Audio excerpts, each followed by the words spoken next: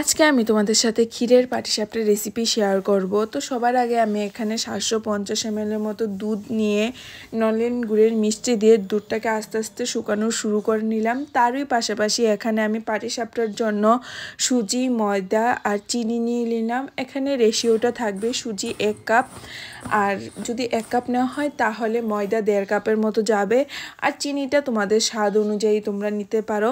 তারপর আস্তে আস্তে জল দিয়ে এটাকে মিক্স করে নেবে। আর কনসিস্টেন্সিটা তোমরা দেখতে পাচ্ছ, এরকম রাখলে অনেকটা ভালো হয়। আর তারই পাশাপাশি ক্ষীর একদম রেডি হয়ে গেছে। এখন আমি গরম প্যানে তেল দিয়ে পুরোটাকে ব্রাশ করে নিয়ে লিকুইড ফর্মটা এখানে দিয়ে দিলাম। দিয়ে এটাকে পুরোটা গোল শেপ করে যখন এটার মধ্যে বাবল ফর্ম চলে আসলো, তখন এটার মধ্যে আমি ক্ষীর দিয়ে এটাকে রোল করে নিলাম।